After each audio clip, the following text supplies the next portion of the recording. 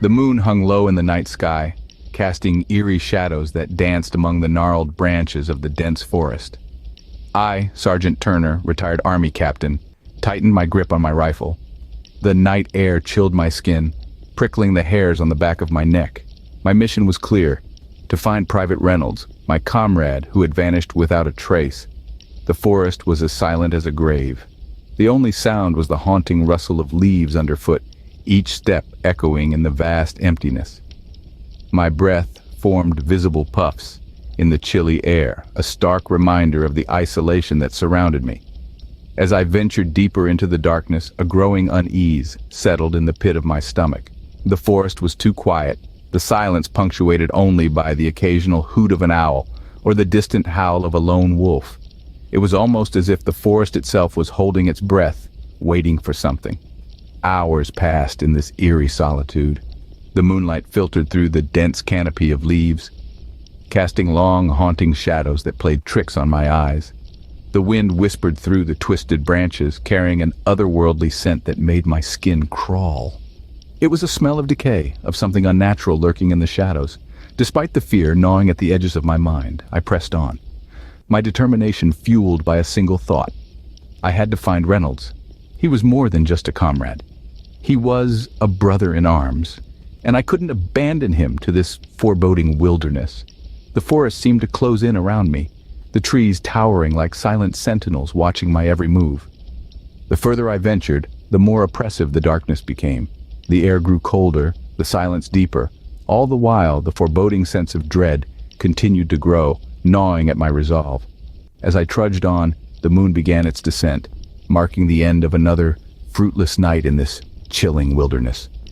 With a heavy heart, I realized that I was no closer to finding Reynolds than when I had started. The forest was silent, except for the haunting rustle of leaves underfoot. After hours of trudging through the underbrush, I stumbled upon a set of tracks, massive clawed imprints that seemed to defy any known creature. I traced the outline with my gloved hand, the enormity of the beast sending a chill down my spine. The path of destruction it left in its wake was a testament to its size and power. The silence of the forest was deafening, the mystery of the unseen beast looming in the shadows. The tracks led me on a twisted path, weaving through the dense woods. Each step I took echoed ominously, my heart pounding in sync with the rhythm. The scent of damp earth and decaying leaves filled my nostrils, a reminder of the life that once thrived here. I could almost hear the whispers of the trees, warning me of the danger that lay ahead. But I pressed on, driven by duty and the hope of finding my comrade. The prints led me deeper into the woods, the forest closing in around me like a suffocating shroud. The tracks led me to a clearing, bathed in an unnatural silvery light. My heart pounded in my chest, a drumbeat that echoed the eerie silence of the night. The clearing was ominously still, the forest holding its breath in anticipation of what was to come. In the center, a grotesque creature lay sprawled, its twisted form illuminated by the spectral glow. Its elongated limbs sprawled out in unnatural angles, the mangled features a testament to the raw, terrifying power of the unknown. The creature was an abomination, a perversion of nature that defied all logic and understanding. The sight of it was enough to make my blood run cold, my mind reeling from the gruesome discovery. I could not tear my gaze away from the creature, a morbid fascination gnawing at the edges of my sanity. Its lifeless eyes stared back at me, hauntingly empty yet filled with an insidious malevolence. Its elongated limbs and mangled features spoke of a monstrous entity, a perversion of nature. As I approached, I caught sight of a figure in the distance. My heart pounded like a war drum in my chest as I recognized the silhouette of Private Reynolds. The relief was as swift as it was fleeting. As I called out to him, the only response was a guttural growl, a sound that will forever haunt my dreams. Reynolds slowly turned, his eyes glowing with a malevolent light that seemed to defy the very laws of nature. A chill ran down my spine as I realized the horrifying truth. My comrade, my friend, was no longer human. He was transforming, morphing into the very creature he had been sent to eliminate. The horror of the situation gnawed at my sanity, yet I pushed forward, driven by a desperate need to save Reynolds. The forest seemed to close in around us, as if it was a living entity, its breath heavy with an oppressive darkness.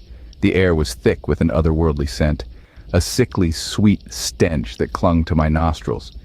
Each step Reynolds took, His transformation accelerated, his once familiar features contorted, twisted into a nightmarish visage.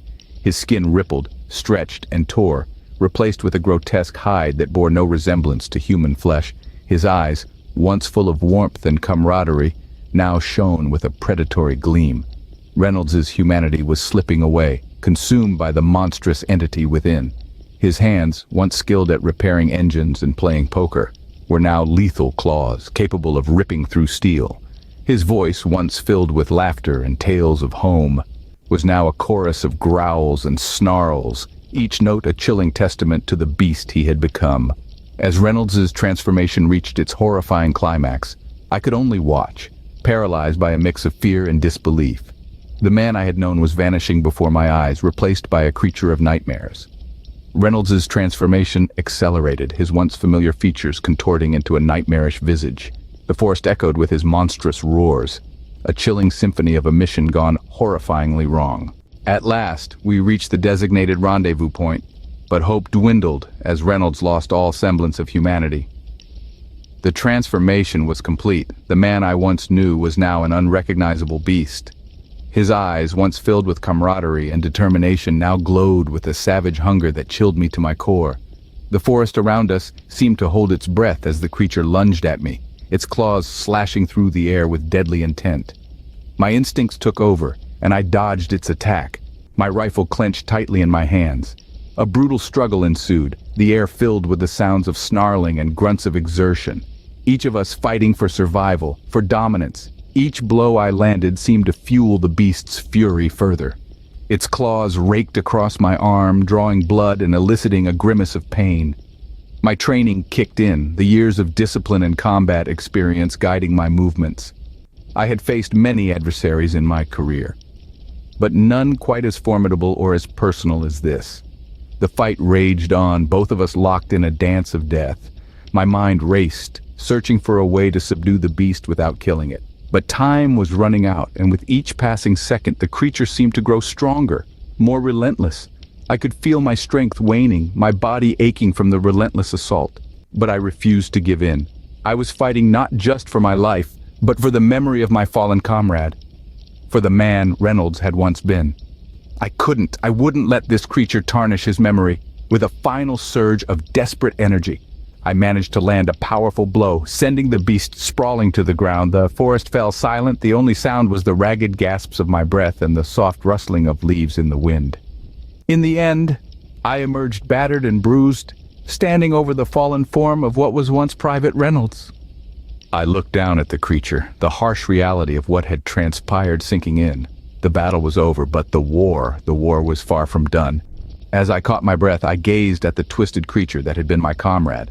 My heart pounded in my chest, a deafening drumbeat echoing the horror of the scene. The moonlight cast long, grotesque shadows across the mangled form of Private Reynolds, now unrecognizable in his monstrous transformation. I felt a cold shiver snake its way down my spine, the chilling reality of the situation seeping into my bones. The forest, once an ordinary backdrop to our mission, now stood as a silent witness to the gruesome aftermath.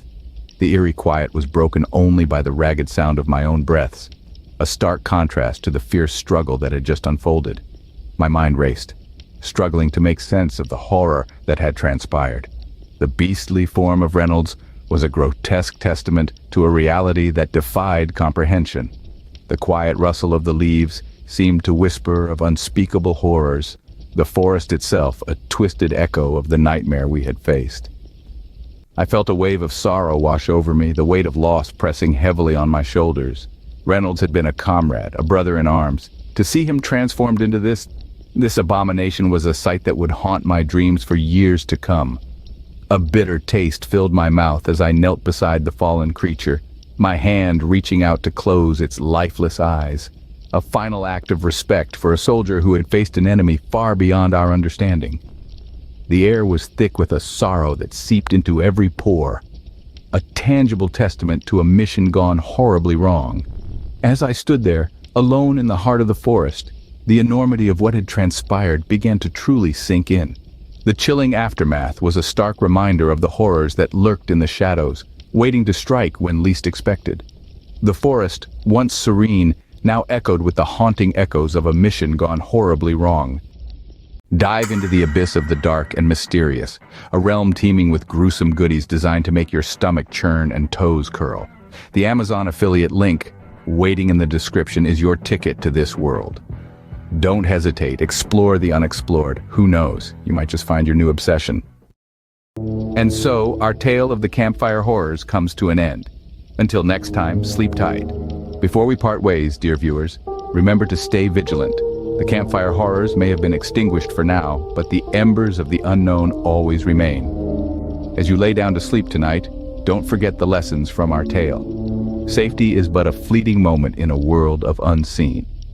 So, if you've enjoyed this journey into the abyss, don't forget to ring that bell and smash that like button. Do it before the thing under your bed decides to pay you a visit. Oh, and keep those night lights on. You never know what might be lurking in the dark.